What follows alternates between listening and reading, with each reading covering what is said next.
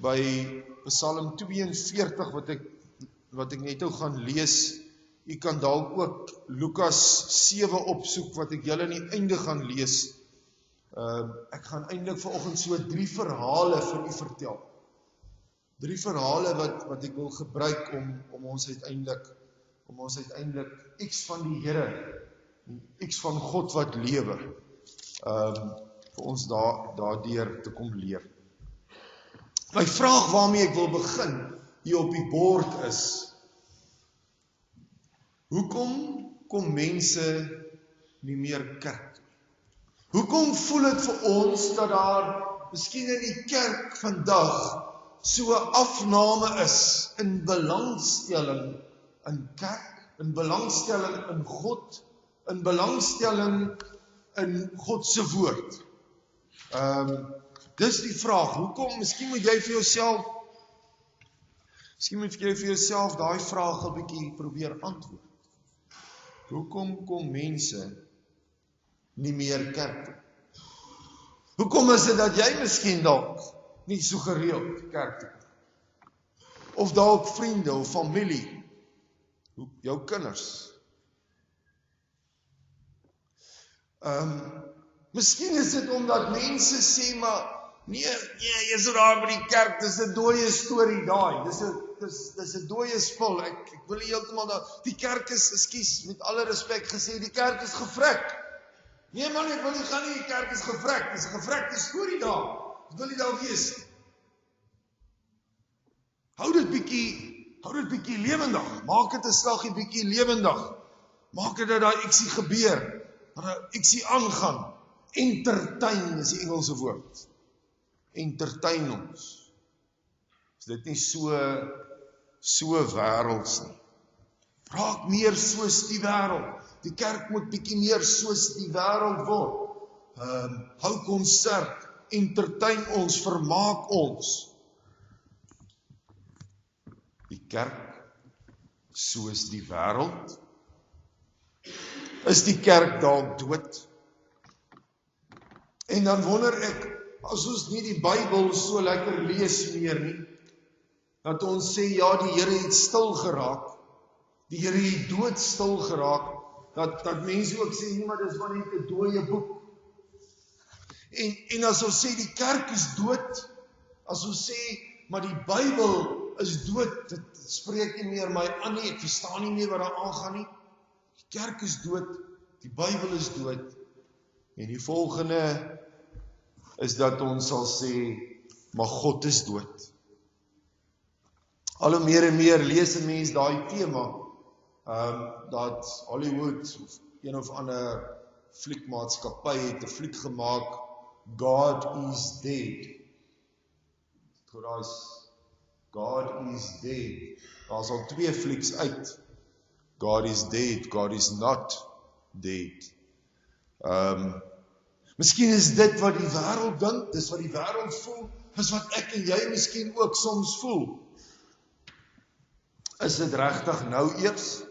Daarom het ek bietjie gaan kyk in die Bybel, en dan kan ons miskien so ver terug gaan soos na Exodus toe, die 2de boek in die Bybel, waar dit al gesê is en gewonder is oor. Exodus 32, gaan Moses teen die berg uit, om die 10 gebooie by God te gaan haal, en dan sê hy vir die volk, maar wag julle hier, ek is nou terug. Wag julle hier. En dan wag hulle. 'n dag. En dan wag hulle 2 dae, 7 dae, 20 dae, 30 dae. En Moses kom nie van die berg af. Moses was uiteindelik 40 dae op die berg.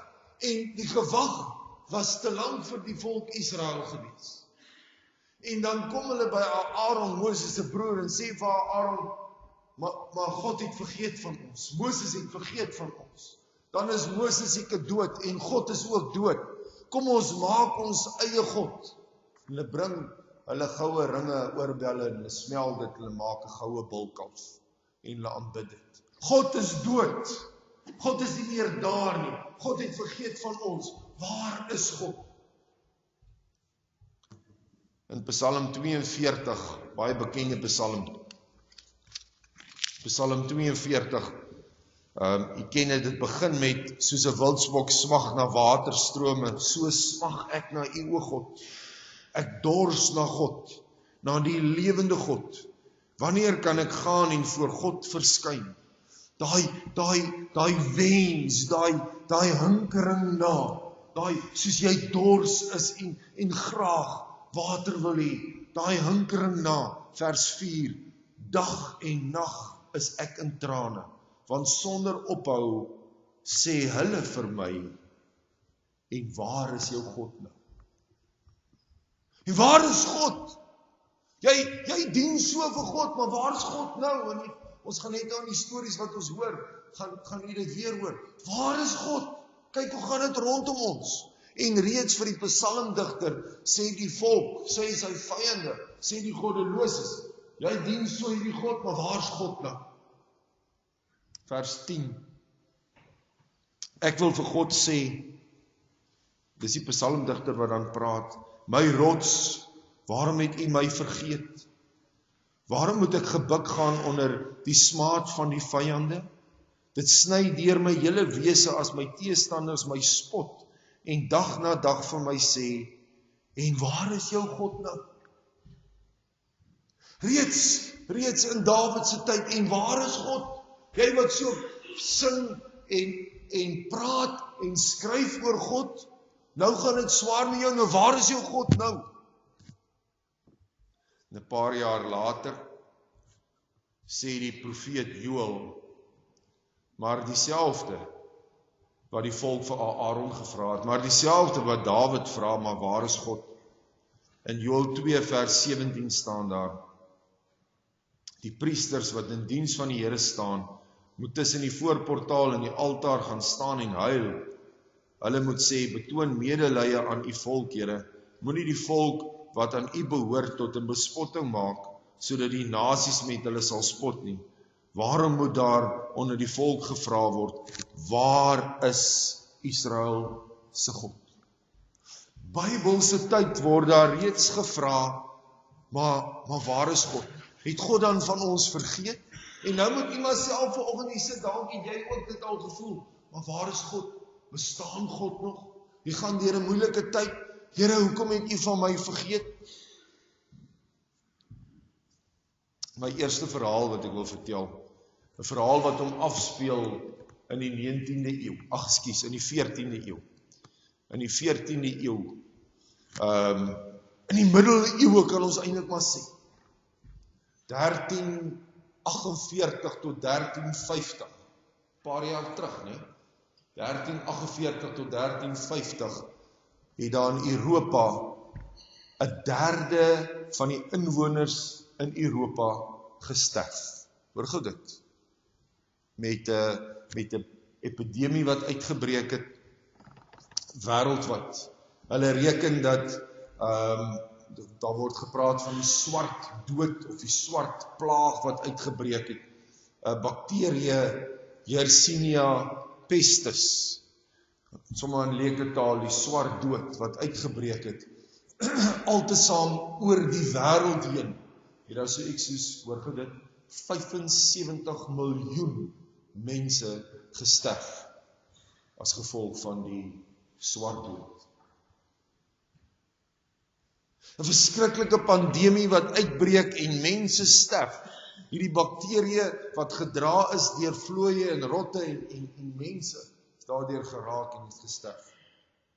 In hierdie tyd speel die volgende verhaal hom af in 'n Italiaanse dorpie.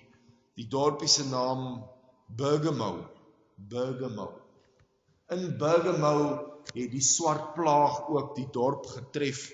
Baie mense het gesterf en hulle het as gelowiges na die kathedraal, na die kerk toe gegaan en gebid en vir Here gevra om te help. En die mense het, terwyl hulle in die kathedraal is, gesê, God gee nie meer vir ons om nie. Hier is ons en ons kinders en ons mense en een na die ander sterf. God het van ons vergeet. God gee nie meer vir ons om nie. Op 'n stadium waar die verhaal so lei, die verhaal, sterf die slagter op Bergamo se seun, en die slagter gaan ook die oggend na die kathedraal toe, en hy trek hom aan soos 'n priester, en hy gaan staan in die kathedraal, en hy roep hard uit, Jesus kon homself nie eens help nie, hoe kan hy vir ons help? Wow! Jesus kan homself nie eens help nie, hoe kan hy dan nou vir ons help? Roep hy uit, jy kan nou self dink, die hartseer, die kwaad, die swaar in hierdie man se lewe. Jesus kan homself nie eens help nie, hoe kan hy vir ons help? En die res van die dorp se mense, toe hy dit uitroep in die kerk, het dit beaam. Het dit ook so gevoel, die dorpie se priester het eenkant kalm gestaan, en toe almal eers so 'n bietjie weer tot bedaring kom, het hy opgestaan, en nader na hulle toe gestap, en vir hulle gesê, kom ek vertel vir julle, wat gebeur het met Jesus. Jesus is ook gespot, uitgehaal, soos julle nou vir Jesus wil uithaal. En Jesus is gevange geneem, hulle het hom gegeesel, hulle het hom uiteindelik vasgeslaan aan die kruis daar op Golgotha. En terwyl die mense rondom hom gestaan het, het hulle hom ook gespot en gesê, ander het jy gehelp, maar jouself kan jy nie red nie. Kom af van die kruis af, red ons en red jouself ook, sê die man wat langs hom hang aan die kruis. En so sê die priester vir die mense in die kerk, en weet julle, Jesus het daar gehang en hy het die spotters gesien. Kom ek vertel vir julle wat eintlik daar gebeur het op Golgotha. Kom ek vertel vir julle. Jesus het dit gesien en by homself gedink, sal ek nou my lewe gee vir hulle. En Jesus het afgeklim van die kruis af. Kom ek vertel julle eintlik wat gebeur het. Jesus het daar afgeklim van die kruis af, en vir sy Vader gesê hy moet hom kom haal, en Jesus is van Golgotha af op die hemel ingeneem. En daar het 'n stilte neergedaal oor die kerk.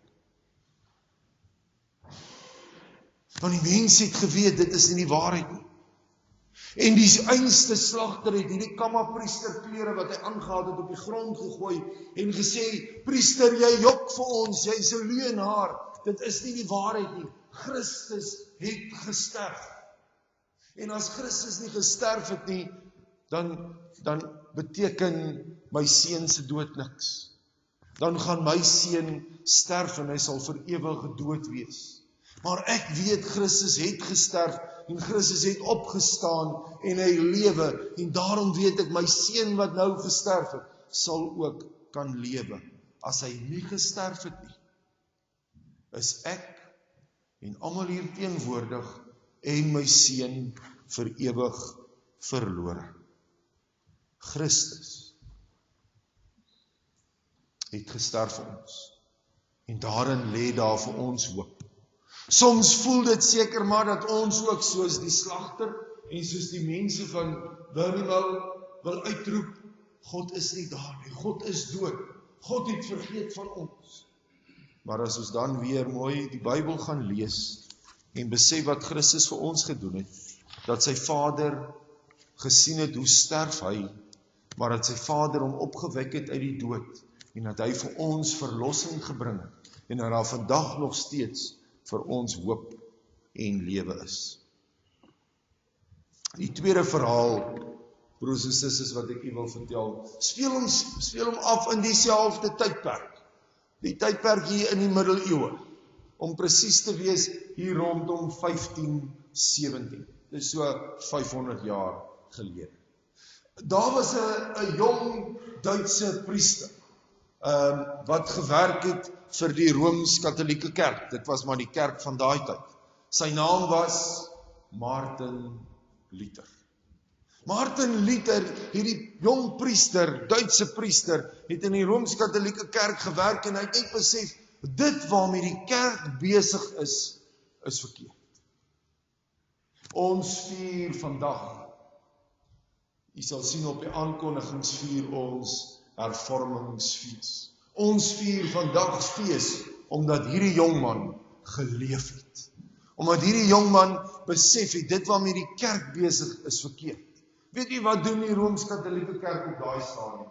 Hulle het aflosbriewe vir hulle lidmate gegee en gesê, as jy dan sonde doen, kan jy hierdie bedrag geld vir die kerk betaal, en dan sal die kerk vir jou vryspreek van jou sonde. Hulle het selfs verder gegaan in die Rooms-Katolieke Kerk en het gesê, en as jy iemand het wat reeds gesterf het, en jy is bekommerd oor daai persoon se lewe, dan kan jy 'n aflosbrief by ons skryf, jy kan hierdie som geld betaal, en jy koop daai persoon se siel vry van sy sonde, en die kerk sal hom vryspreek. Martin Luther het dit gehoor en besef, die kerk is besig om homself te verryk, maar die kerk is eintlik so arm, dat al wat die kerk het, is geld en niks verder. Al wat die kerk op daai stadium gehad het, was geld en niks verder. Vergeet van Christus, vergeet van wat die woord werklik sê, vergeet van om vir God te lewe. En Martin Luther het 95 stellinge gaan neerskryf en gesê, volgens dit wil ek vir julle kom sê, dit waarmee julle besig is verkeerd. En in Wittenberg, die dorp, het hy teen die kerk se deur hierdie 95 stellinge gaan vastslaan op die 31ste Oktober 1517. Volgende jaar as ons hervormingsfees vier, gaan dit presies 500 jaar wees. 500 jaar later. Hy het opgestaan en gesê, dit waarmee die kerk besig is, die kerk is besig om dood te gaan. Die kerk het God gelos. Die God wat julle verkondig nou in die kerk is 'n dooie God. En hy het opgestaan en gesê, kom ons vertaal die Bybel, en hy het die Bybel in daai tyd in die gewone leuke taal in Duits vertaal, sodat elke persoon die Bybel kon lees. Hy het gekom en gesê, slegs deur geloof, want dis wat die woord sê, kan ons in die hemel kom, nie met allerlei afkoopboetes en allerlei dinge, op wat die kerk vir jou voorstel om te doen nie, slegs deur geloof. 'n lewende God, 'n lewende kerk, 'n lewende woord, daarvoor het Martin Luther gestaan. Hy het gesê, die kerk is besig om soos 'n passer. Julle weet mos wat 'n passer is, waarmee jy 'n sirkel trek. Die kerk is besig om soos 'n passer te wees. Net om homself. Alles gaan net om homself. En dit gaan nie meer om God nie. En nou wil ek kom by so 'n volgende gedeelte en sê, ons vandag moet pas op, dat ons lewens nie ook maar soos 'n passer is. Ons nie ook maar alles doen en alles leef, maar dit draai net om myself. Dit draai net om myself te verryk. En alles gaan net oor ek wil die woordjie gebruik, lose. Nee? In vandag se lewe gaan alles net oor die lose. Sit gou dit vir my op. Loos. Ons lewe vandag, ons telefone en ons gereedskap is koordloos. Ja, selfs ons rokke is mouloos. Met die sport raak ons moedeloos. Nee, en daai moedeloosheid gaan oor in ons lewens, en dit maak dat ons wonder oor die doel van die lewe en of God nog daar is. Kinders, as gevolg van die pandemies vandag, raak ouerloos groot. Kinders in ons dorp, kinders in ons land, kinders op ons kontinent, raak ouerloos groot. Ouers wil eerder kinderloos wees, want hulle is te besig met materialisme, te besig om dit gaan net om hulle self, en hulle sien nie kans om in hierdie tyd van vandag 'n effek te hê in 'n volgende generasie. Kinderloos, ouerloos, moedeloos. Jong mense, en dit vat aan ons, en dit maak dat ons soms vra, maar Here, waar is U? Ons kinders is werkloos.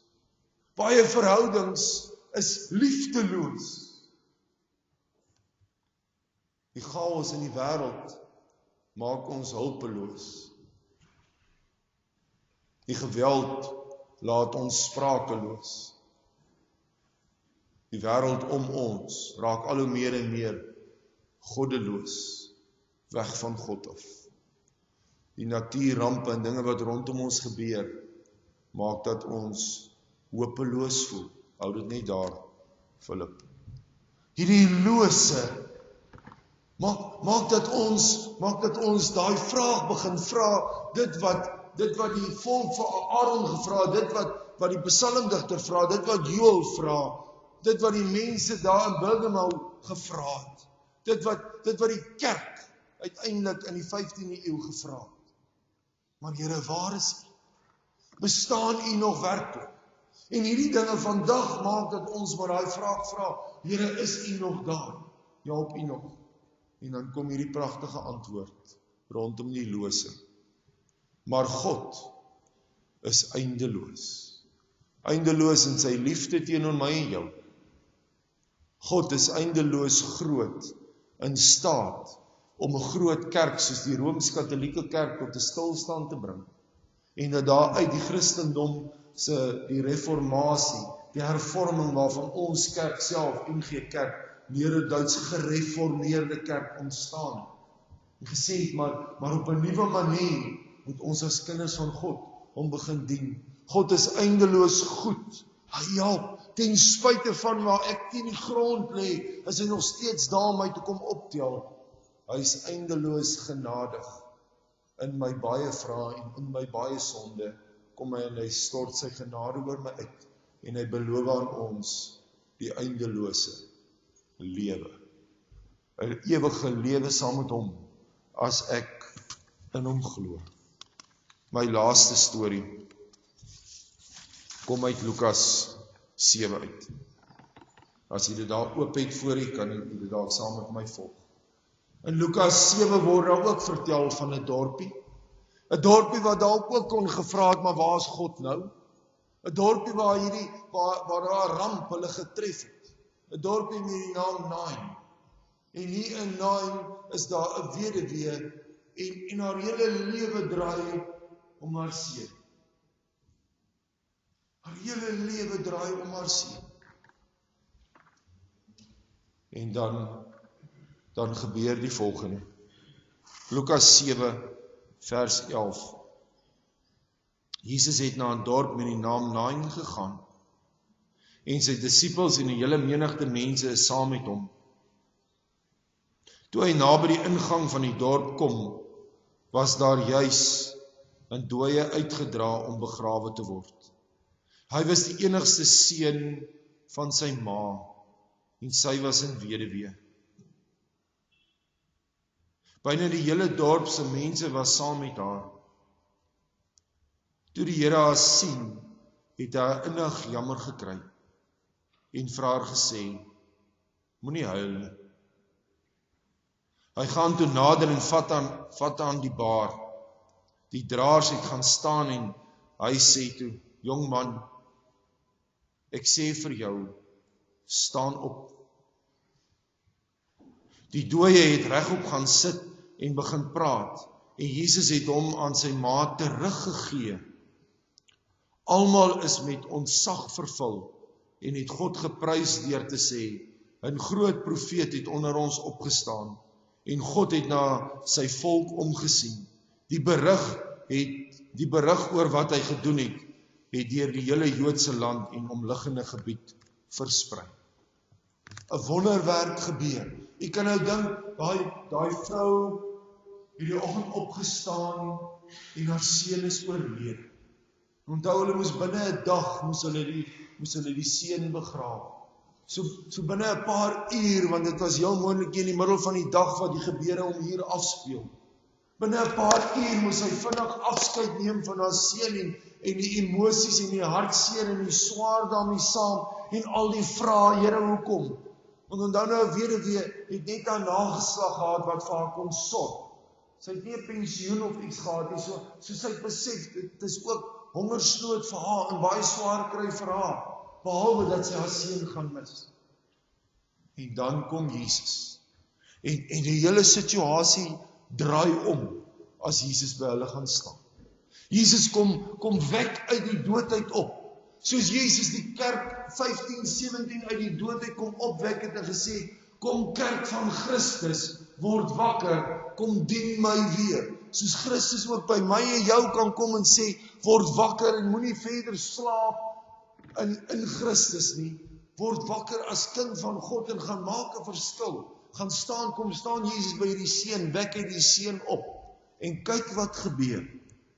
Almal is met ontzag vervul. Hulle het God geprys. Hulle het kom sê, God het na sy volk omgesien. Hulle besef God sorg. En so sorg God ook elke dag vir my en vir jou. En dan gaan hulle, en dan versprei hulle hierdie berig. Dit wat 15-17 gebeur met Martin Luther, spoel oor na Frankryk, na Switserland, na Calvin, na Zwingli, na die res van 'n klomp kerkleiers wat sê, kom ons begin met 'n nuwe beweging om werklik Christus te ken, om hom weer lewend te maak.